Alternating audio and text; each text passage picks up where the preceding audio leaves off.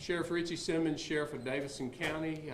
Again, I appreciate y'all being here and responding so quickly. It seems like we're doing this kind of thing all too often, but it's the times that we live in. Another abducted juvenile out of Davidson County, March 29th, 2023. We were called to the Silver Valley community residence where we were responding to a call of that a juvenile had been missing. As we got into our investigation, we found out that this was another abduction, and the individual was tracked for several days. It involved several people on the internet, Facebook. She was on these platforms with two out of Ohio with some sexual predator charges, I think, against them, and then one that was located in last night or early this morning about 2:30 in Pennsylvania, where we located our missing juvenile 15-year-old girl. She is in a safe place in Pennsylvania. We were working on trying to get her back, and with the help of RCR, Richard Childress Racing, he is actually going to fly several of us up there to get our juvenile back home to her family. Questions? So it was two individuals took her? Or? We believe that actually one individual that we found in Pennsylvania, but several were involved in it on social media. And specifically the Facebook platform? Yeah, they were. We're not going to give the individual platforms. This is still highly under investigation. We just come to a conclusion, or not a conclusion, but to a safe place last night when we were able to secure her, and now we want to get her home.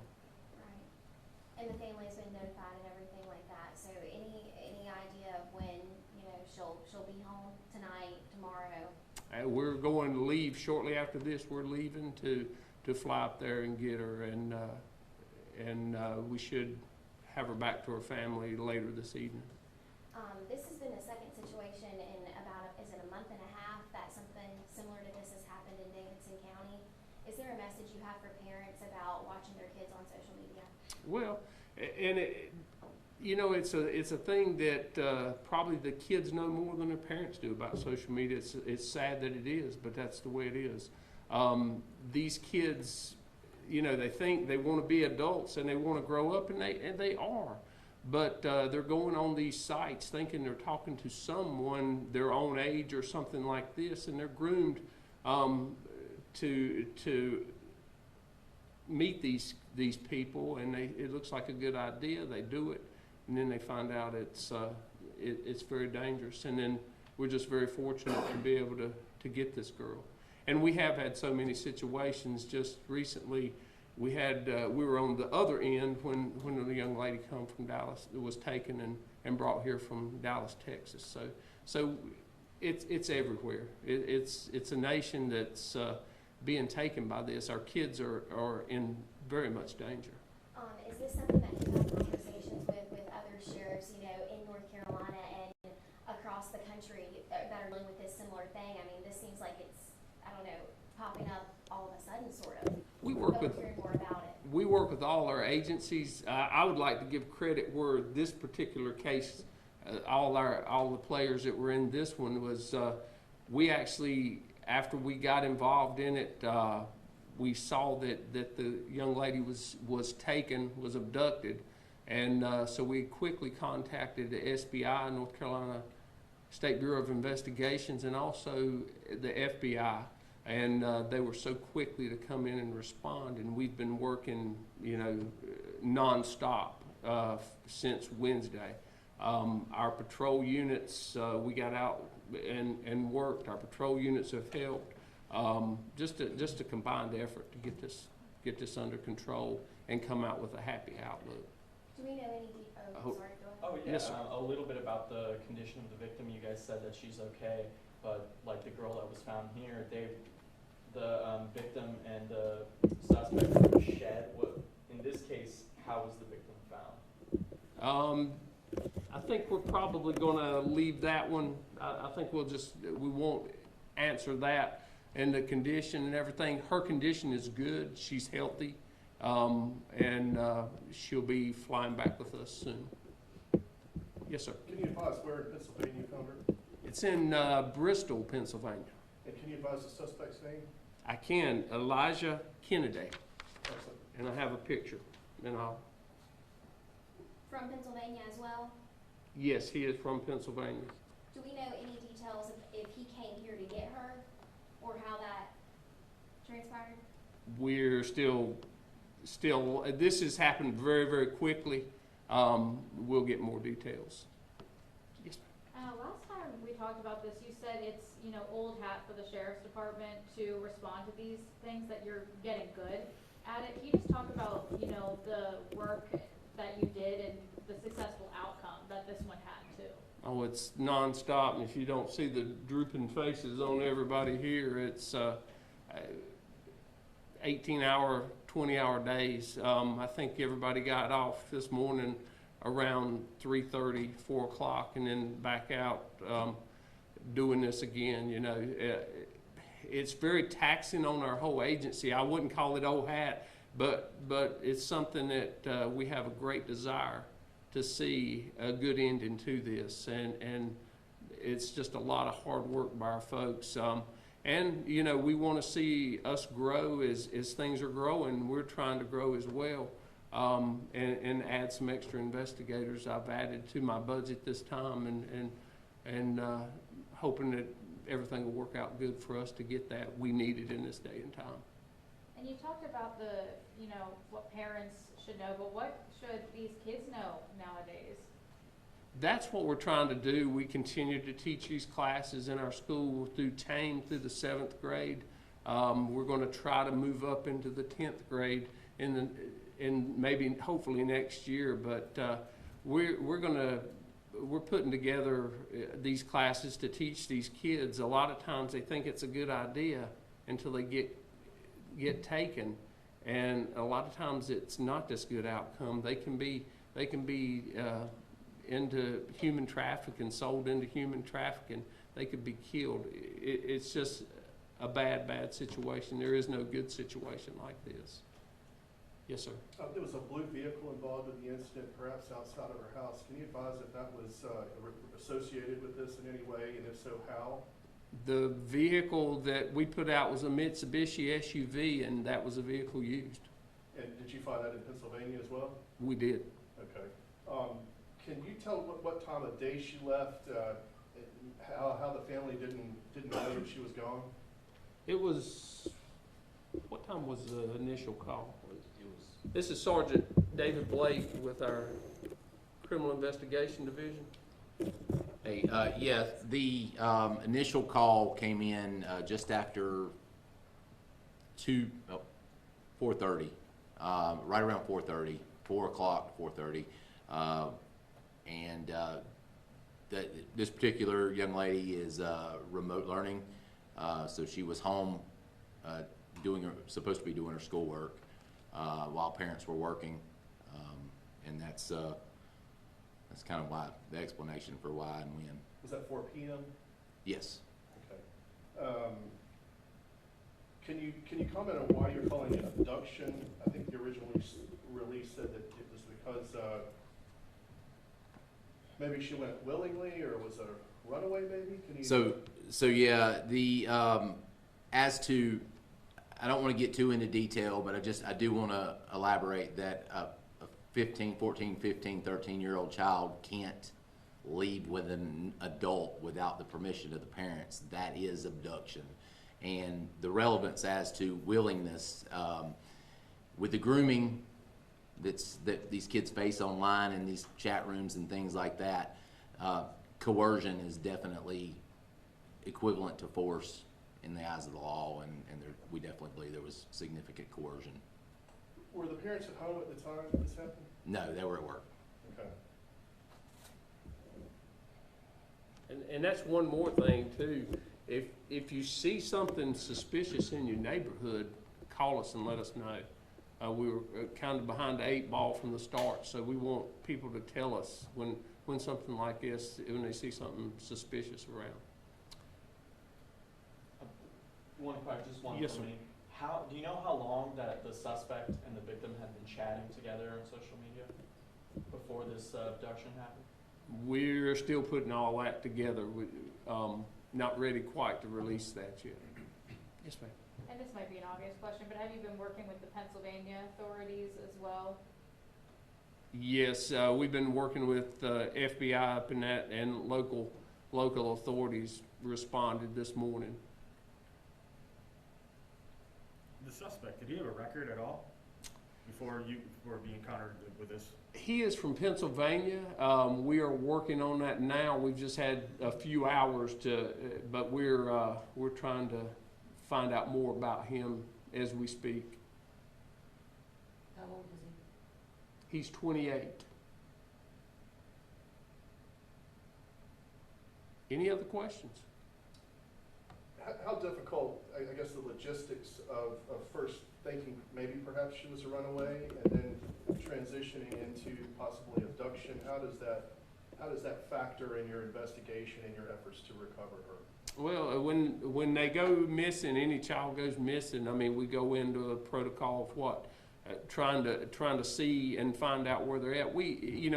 Happens a lot. Missing or children run away, and then we're able to find them as we went on in our investigations, looking into and we're not going to give out our secrets of what we look for, because it's easy to defend after that. But as we looked into it, it became very obvious of what was going on. Can you spell the first and last name of the suspect? Yes, his first name Elijah, Elijah, last name Kennedy, Kennedy. And you can't expand on how they became to interact with one another online, the specifics of how that happened. No, we don't want to give that out at this time. And I know you said this is all transpired within the last few hours, but do we know what he's been charged with? It's safe to say he's behind bars now, he's been taken care of. Yeah, he's in custody in Pennsylvania right now. We'll be working on extradition to be back here, but he's charged with child abduction right now. Currently, we've charged him or obtained warrants for child abduction and felonious restraint.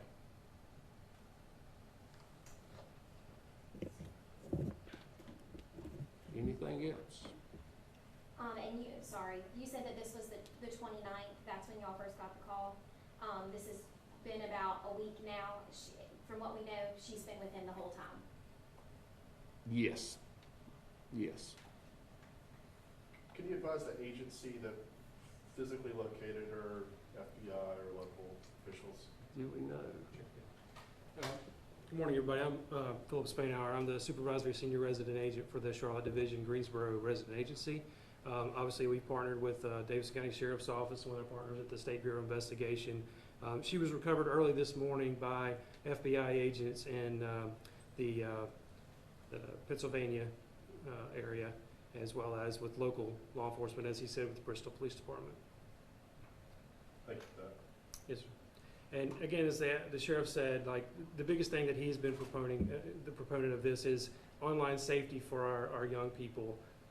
Particularly these cases, as the sheriff has said, and we've been in front of you a couple of times now in recent months, they keep coming up and the complexities of the cases keep increasing. You got a lot of smart people in this room that are really well equipped and do a great job, but the platforms that children are getting onto, the encryption abilities, the ability to disguise where you are physically, locations by VPNs and all those kinds of techniques are increasingly making it difficult for law enforcement to be able to successfully recover a juvenile like in this situation. It's making investigations increasingly complex.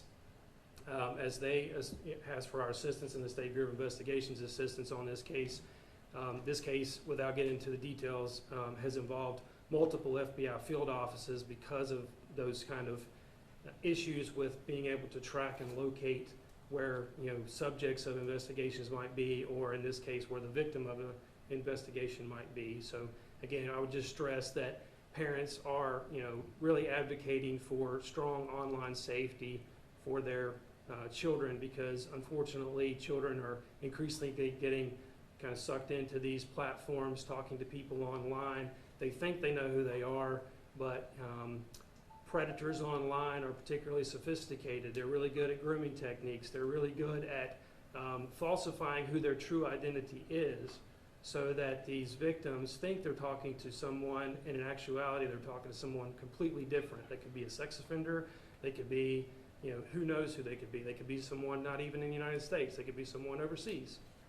We have a lot of sextortion cases that come up in that same kind of realm, where we've had an increase in those type of situations where someone gets online, they think they're talking to another teenager, they agree to exchange explicit material, and then immediately they're extorted for money. And unfortunately, really unfortunately, tragically, some of those have ended in the child victims ending in suicide. So again, we just really need to try to advocate for strong online safety, and we really have to have that through the parents of these children, along with all the law enforcement agencies that put out strong online safety tips to use in your own home. So, thank you. Could you give us an assessment of how many cases of this you deal with in North Carolina? Something. I can't give you a statistical number because I wouldn't want to tell you something that's inaccurate, but as the sheriff's office said, it's increasingly, it doesn't seem to go down. It seems to always increase, unfortunately. And the sheriff mentioned that the young lady was found in good condition. Can you advise if she was assaulted or injured in any way? We're not going to go into the details of the investigation. We're very, very happy, and thank God that she was recovered safely. And obviously, this whole group has, as the sheriff said, tirelessly and persevered through a lot of challenges in this type of investigation to get to this successful conclusion today. And we're just really thankful that she's recovered successfully, and we'll continue to work through the investigation in multiple jurisdictions as that normally would play out through traditional investigative methods. You mentioned that this is very difficult. It's getting increasingly difficult with these online methods that predators are using. But if you could give one piece of advice to parents, what would that be? Talk to your children. Know what your children are doing. Have these open conversations with your children about what platforms they're on. Because even in the most restricted situations, we seem to find that children find a way to communicate outside of their parents and their friends' knowledge. And they, particularly when children are isolated, they find a way to communicate with someone, and they find a way to communicate with sometimes someone that they shouldn't be communicating with. Like in this situation, it unfortunately turns into a bad situation. Luckily, we're very all thankful that this one resolved in us being able to successfully recover her. Could you, just for deadline's sake, spell your first and last name and your position with the FBI? Sure. Philip is my first name, Phillip. Spainhour is my last name, Spainhour. I'm the supervisory senior resident agent for the Greensboro Resident Agency of the Charlotte Division of the FBI. It just seems like parents want to wait till it's already happening before they want to respond to this. You need to train your kids on the grooming tactics that these predators are using. I mean, have them prepared. Be prepared. We're very thankful. God blessed us in this occasion and has protected this young lady. Lots of prayers have gone up from these people working, along with working hard. We've been praying for her too, and it just worked out really great for us. And again, I thank you all for coming, for responding, and for helping us get the message out. That's what it's all about, is we've got to get aggressive to make sure this happens. So thank y'all so much, and we'll end it right here. Thank y'all.